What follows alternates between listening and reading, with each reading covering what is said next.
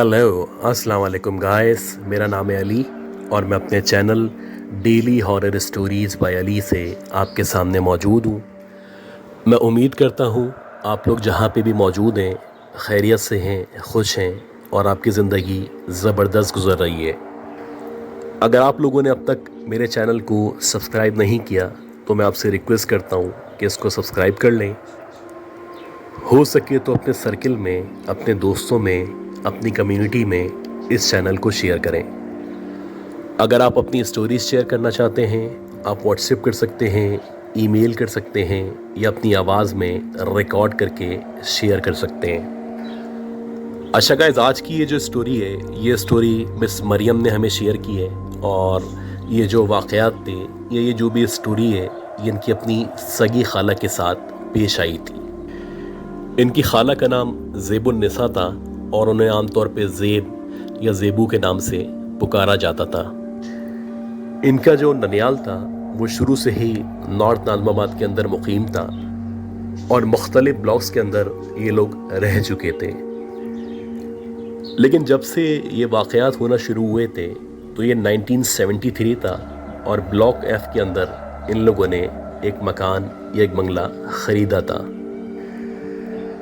अब इनकी नानी ने जो ब्लॉक एफ के अंदर घर ख़रीदा था वो बुनियादी तौर पे एक बहुत बड़ी मस्जिद या मदरसा है उसके बिल्कुल बराबर में था और उससे कुछ कदम के फासले पे एक बहुत बड़ा सा पार्क मौजूद था। अब ब्लॉक एफ एक बहुत ही पोश एरिया है और वहाँ पे आम तौर पे बहुत बड़े बड़े घर या बंगले बने हुए हैं। जब से इनकी खाला वहाँ पे शिफ्ट हुई थी तो इनके प्लान के अंदर शामिल था कि इस बंगले के अंदर ये बहुत सारे पेट एनिमल्स पालेंगी और ये जो गार्डन वाला हिस्सा है यहाँ पे बहुत सारे दरख्त या पौधे लगाएंगी। शुरू में जब ये लोग वहाँ पे शिफ्ट हुए तो तकरीबन 1 से 1.5 महीना इन लोगों को वहाँ पे सेटल होने में लगा। लेकिन जैसे जैसे टाइम गुजर रहा था और ये लोग सेटल होते चले जा रहे थे तो वक्तन फ़वक्तन ये जो गार्डन था यहाँ पे इन्होंने बहुत सारे अमरूद के, बादाम के दरख्त लगा दिए थे। इसके साथ साथ जो इनकी एक बहुत बड़ी सी छत थी वहाँ पे इन्होंने खरगोश पाल लिए थे। इसके अलावा कुछ कबूतर रखे हुए थे और इसके साथ साथ कुछ बिल्लियाँ भी इनके पास मौजूद थीं। इनका जो बंगला था वो मस्जिद या मदरसे के बिल्कुल बराबर में था तो अक्सर ऐसा होता कि इनको मस्जिद से अजान की या नमाज की आवाज़ आया करती थी। खैर शुरू में सब कुछ नॉर्मल था और ज़िंदगी बहुत सुकून से गुजर रही थी। लेकिन जैसे जैसे टाइम गुजरना शुरू हुआ वैसे वैसे इनकी खाला ने ऑब्ज़र्व करना शुरू किया कि छत के ऊपर इन्होंने जहाँ पे बहुत सारे खरगोश पाले हुए हैं या कबूतर पाले हुए हैं उनमें से तकरीबन रोज़ाना की बुनियाद पे या तो कोई कबूतर गायब हो जाता है या फिर कोई खरगोश मरा हुआ मिलता है। इसके साथ साथ छत के ऊपर जहाँ पे स्टोर रूम मौजूद था वहाँ पे इनका बहुत सारा सामान रखा हुआ था और ये बताती हैं कि उस सामान के अंदर 2-3 पुरानी साइकिलें भी रखी हुई थी जिनकी बाकायदा चेन जो है वो टूटी हुई थी या उतरी हुई थी। लेकिन अक्सर रात के औकात में 3 बजे या 4 बजे इनको महसूस होता कि ये जो छत है इस छत के ऊपर उन साइकिलों को जो कि ख़राब है न सिर्फ कोई चला रहा है बल्कि बार बार कोई स्टोर रूम का कमरा खोलता है, कभी वो अंदर जाता है और कभी वो कुछ सामान लेके बाहर आता है। और जब ये लोग छत पे जाके देखते तो वाकई में स्टोर रूम का जो दरवाज़ा था वो खुला हुआ होता था और साइकिलें बाहर छत के ऊपर पड़ी हुई होती थीं। यानी कि लगता था कि अभी कुछ देर पहले कोई यहाँ पे मौजूद था और इन साइकिलों को चला रहा था। इसी तरह 2-4 दिन मज़ीद गुजरे और 2-4 दिन के बाद अक्सर ऐसा महसूस होता कि रात के दौरानी में यानी कि 3 बजे या 4 बजे इनको ऐसा लगता कि कोई बिरयानी या इस तरह का खाना बना रहा है और खाने की शदीद खुशबू इनके कमरे तक आ रही होती थी। अब हो सकता है कि कुछ लोग रात में खाना बनाते हों या बराबर वाले घर से या किसी और घर से खुशबू आती हो। लेकिन जब ये खाने की खुशबू इनको आया करती थी तो बाकायदा देख के खोलने की और देख के बंद करने की आवाज़ें इनको अपने छत की तरफ से महसूस होती थीं।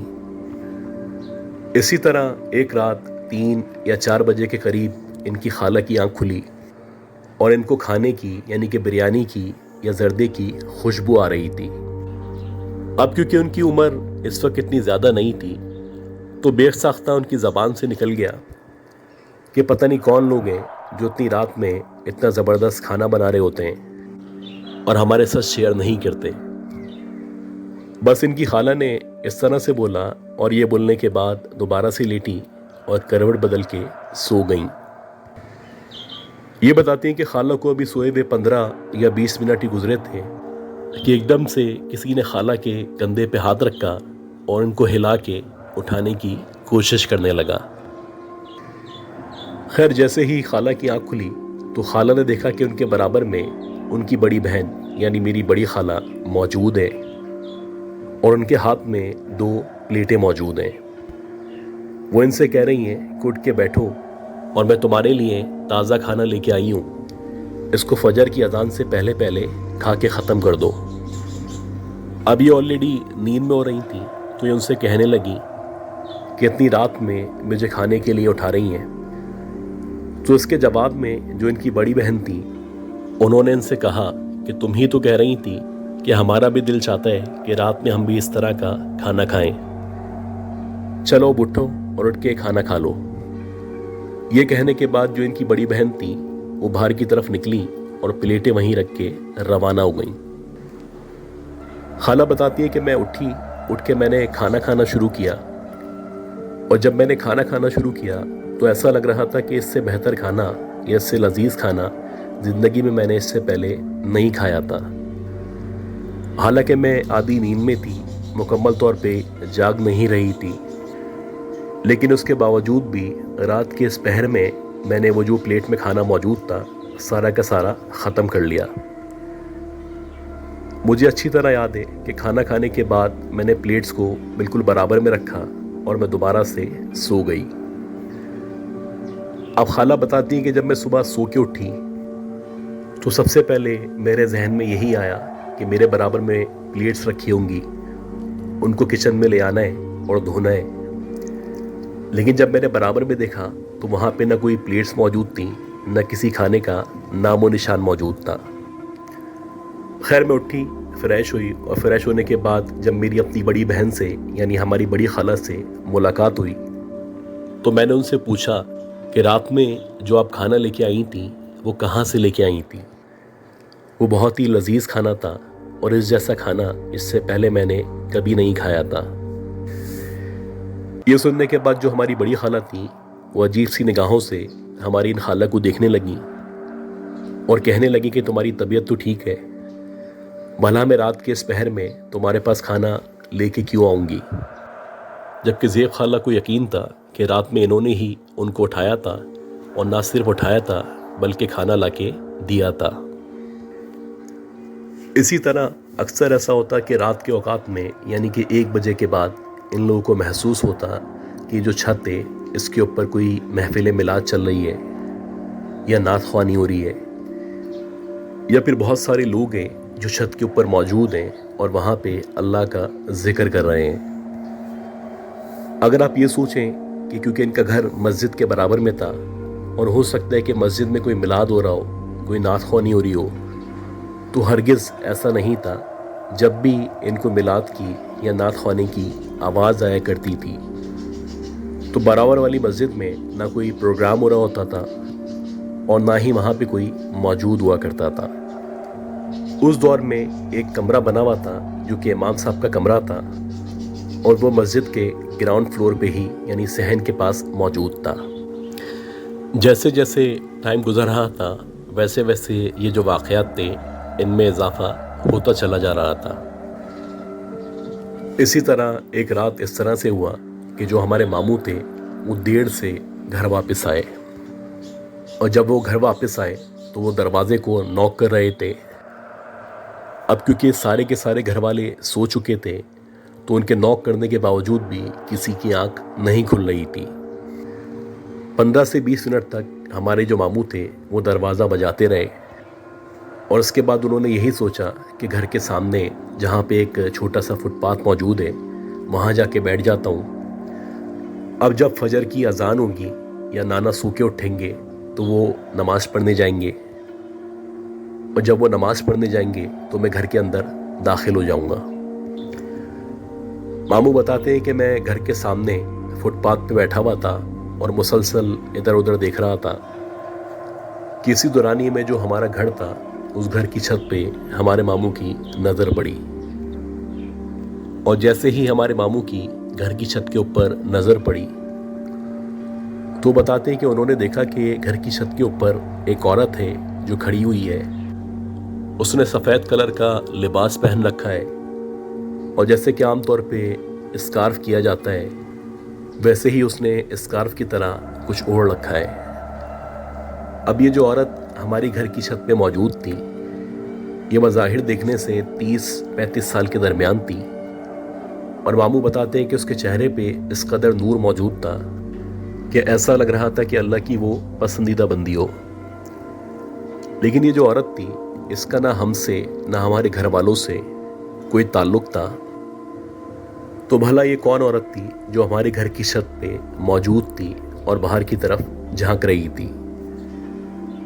खैर मामू को थोड़ा सा अंदाज़ा हो चुका था कि ये जो भी औरत है कम से कम इंसान नहीं है। लिहाजा मामू ने इधर उधर देख के आयतुल कुर्सी पढ़ना शुरू की और उसके कुछ देर के बाद जब दोबारा से उनकी छत की तरफ नज़र पड़ी तो वहाँ पे ना कोई औरत मौजूद थी और ना ही किसी औरत का नामो निशान मौजूद था।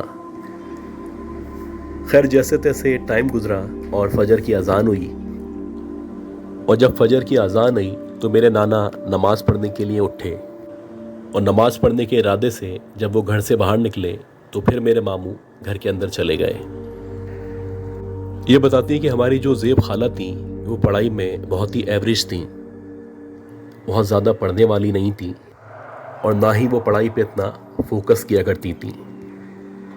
लेकिन जब से वो इस घर के अंदर आई थी तो उनके कामों में उनके मामलात में बहुत ज़्यादा आसानी होना शुरू हो चुकी थी। जैसे कि जब उन्होंने मैट्रिक के पेपर दिए तो उनकी तैयारी ना होने के बराबर थी और घर वालों को ख़ास तौर पे नाना को यकीन था कि इनका मैट्रिक पास करना बहुत ही मुश्किल है। लेकिन बहरहाल जब वो पेपर दे के आई और उसका जब रिज़ल्ट आया तो इनका रिज़ल्ट हैरानकुन तौर पे फर्स्ट डिवीज़न में था और इस बात का नाना को भी यकीन नहीं आ रहा था। इसी तरह मुख्तलिफ़ चीज़ों में उनकी हेल्प हुआ करती। जैसे कि जब ये इंटरमीडिएट के पेपर दे के फारिग हुई तो इंटर के पेपर देने के बाद भी इनको यकीन था कि इनके जो पेपर्स हैं उनका क्लियर होना या इनका पास होना बहुत ही मुश्किल है। लेकिन बहरहाल जब रिज़ल्ट आया तो अगेन उनका जो ग्रेड था वो ए ग्रेड था, यानी कि फर्स्ट डिवीज़न शायद चला करती थी उस दौर में, तो बड़ा अच्छा रिज़ल्ट आया था उनका। और ये देखने के बाद जो हमारे नाना थे या मामू थे या जितने भी घर वाले थे वो सारे के सारे हैरान थे। इसी तरह इंटर बेस पे उन्होंने एक गवर्नमेंट इदारे में जॉब के लिए अप्लाई किया। गवर्नमेंट जॉब का मिलना जितना अब मुश्किल है उससे ज़्यादा मुश्किल पहले हुआ करता था। लेकिन जब इन्होंने गवर्नमेंट जॉब के लिए अप्लाई किया तो हैरानकुन तौर पे ना सिर्फ इनकी जॉब लग गई बल्कि बहुत ही आला ओहदे पे, बहुत ही बड़ी पोजीशन पे ये फाइज हो चुकी थी। इसी तरह जिस काम के अंदर भी हमारी ज़ेब खाला हाथ डालती, ये जो भी इनका काम होता, उन सारे के सारे कामों में इनके लिए आसानी हुआ करती थी। इसके साथ साथ अगर कभी किसी से इनका इख्तलाफ होता या कोई इनको तंग करता या इनको परेशान करने की कोशिश करता तो ना सिर्फ उस शख्स को नुकसान पहुंचता बल्कि वो इस कदर ज़लील हो जाता या इस कदर नाकाम हो जाता कि वो उनसे मिलने से भी गुरेज किया करता। एक अजीब सी गैबी मदद थी जो उस घर में आने के बाद हमारी ज़ेब खाला के साथ शामिल थी और अक्सर औकात जो हमारे दीगर रिश्तेदार थे या जो इनके हासिदीन थे वो हमारे नाना से कहा करते थे कि हमें ऐसा लगता है कि इसको कोई ना कोई गैबी मदद हासिल है, या कोई ना कोई मखलूक़ात हैं जो आपके घर में मौजूद हैं जो ज़ेब की मदद किया करती हैं। हो सकता है फ़िलहाल आपको ये बातें अच्छी लगती हों, लेकिन जैसे जैसे टाइम गुजरेगा वैसे वैसे आपकी बेटी के लिए मुश्किलात पैदा होती चली जाएंगी। शुरू में नाना इनकी बातों पे तवज्जो नहीं दिया करते थे, लेकिन जैसे जैसे बहुत सारे लोगों ने, ख़ास तौर पे रिश्तेदारों ने हमारी ज़ेब खाला के बारे में इस तरह की बातें करना शुरू की या उनसे लोग अवॉइड करने लगे, तो हमारे नाना ने भी इस बारे में सोचना शुरू कर दिया। हमारे नाना के साथ साथ उनके दोस्तों का भी यही ख्याल था कि अगर इस तरह की मखलूक़ात आपकी मदद करती हैं या आपका फेवर करती हैं तो वो बिला वजह नहीं हुआ करता। और कुछ अरसे बाद वाकई में इसका पता चलना शुरू हुआ। जैसे जैसे ज़ेब खाला बड़ी हो रही थी, यानी इनकी उम्र शादी की तरफ जा रही थी, तो सोसाइटी में अच्छे ताल्लुकात, अच्छा मकाम होने के बावजूद भी उनकी शादी में बड़े मसाइल का सामना करना पड़ रहा था। नाना की पूरी कोशिश थी अपनी ज़िंदगी में अपनी बेटी की किसी अच्छी जगह शादी कर दें, लेकिन अव्वल तो ना कोई रिश्ता आता, ना कोई रिश्ते के असबाब बनते, और कभी कोई भूला भटका शादी का रिश्ता आ जाता या कोई प्रपोज़ल आ जाता तो कभी उनकी तरफ से मना हो जाता, कभी हमारी तरफ से कोई ना कोई मसले हो जाते। इसी तरह जो हमारी खाला थी उनकी उम्र गुजरती चली गई और वो देखते ही देखते 25 से 26, 26 से 30 साल की हो चुकी थी। अब अगर आप अब से 20, 25, 30 साल पहले की बात करें तो लोगों का जो माइंडसेट था कि अगर लड़कियों की उम्र इस कदर बड़ी हो जाए या 30 से ऊपर चली जाए तो उसको बहुत ही बुरा समझा जाता था। लोग सोचते ज़रूर थे कि इतनी उम्र में भी अगर इस लड़की की शादी नहीं हुई तो यकीनन इसके अंदर कोई ना कोई ऐब मौजूद होगा, या कम से कम कोई ना कोई कमी तो ज़रूर होगी। अब जैसे जैसे हमारी खाला की उम्र गुजर रही थी वैसे वैसे नाना की, नानी की और हमारी अम्मी की, या सब लोगों की फ़िक्र बढ़ती चली जा रही थी। इस दौरानिए में मुख्तलिफ़ लोगों से भी रब्ता किया गया, मुख्तलिफ़ आमलीन से रब्ता किया गया, और उनको भी कहा गया कि हम चाहते हैं कि इसकी किसी अच्छे घर में किसी अच्छे लड़के से शादी हो जाए। हालांकि जो हमारी खाला थी वो एक बहुत बड़ी सरकारी पोजीशन पे थी, बहुत ही खूबसूरत थी, बहुत ही खुश शक्ल थी, इसके साथ साथ नमाजी परहेज़गार थी, उनके अखलाक अच्छे थे, लेकिन उसके बावजूद भी कोई ना कोई ऐसा मसला ज़रूर होता कि उनकी शादी नहीं हो पाती। ये बता दिए कि इसी दौरानिए में पहले नानी का इंतकाल हुआ, उसके बाद नाना का इंतकाल हुआ। हमारी जो खाला थी उनकी उम्र बढ़ती चली जा रही थी, उसके बाद मामू का इंतकाल हो गया, और बिलाखिर एक वक्त ऐसा आया कि जो हमारी खाला थी उनकी जो उम्र थी वो 45 के करीब हो चुकी थी, और 45 साल के होने के बावजूद भी ना उनकी शादी हुई थी, ना उनके मामलात बन पा रहे थे। काफ़ी सारे लोगों ने इनका रूहानी इलाज करने की कोशिश की, लेकिन जो भी इनका इलाज करना चाहता था कुछ अरसे की कोशिश के बाद या तो वो खुद बीमार हो जाया करता था या फिर वो खुद ही इनको छोड़ के चला जाया करता था। इन इलाज करने वालों में एक साहब तो ऐसे थे जिन्होंने बाकायदा कहा कि आपकी जो बेटी है, इस बेटी के साथ एक जिन अटैच हो चुका है और वो नहीं चाहता कि आपकी बेटी की किसी भी तरह किसी और से शादी हो। वो चाहता है कि आपकी बेटी ताहयात उसके साथ रहे, उसी के साथ ज़िंदगी गुजारे और उसी के साथ इनके बच्चे हों। और ये सारी जो बातें थीं ये हकीकत के ख़िलाफ़ थीं या खुदा के निज़ाम के ख़िलाफ़ थीं। इंसान बिल्कुल अलग दुनिया के लोग हैं, जबकि अल्लाह ताला ने जन्नात को अलग तरीके से तख्लीक किया है। ये बताती हैं कि इसी तरह ज़िंदगी गुजरती रही और बिलाखिर हमारी खाला की न शादी होनी थी न उनकी शादी हो सकी, और 2016 और 17 में इनकी जो खाला थी उनका इंतकाल हो गया। تو گائز امید کرتا ہوں یہ جو اسٹوری تھی یہ اسٹوری آپ لوگوں کو پسند آئی ہوگی.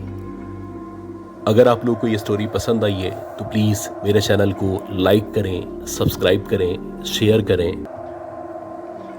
دعا کریں کہ اللہ تعالیٰ مجھے, میری فیملی کو, ہم سب کو صحت دے, زندگی دے, سلامتی دے اور کامیابی دے. اگلی اپلوڈ تک کے لیے اپنا بہت ہی خیال رکھیے گا. اللہ حافظ.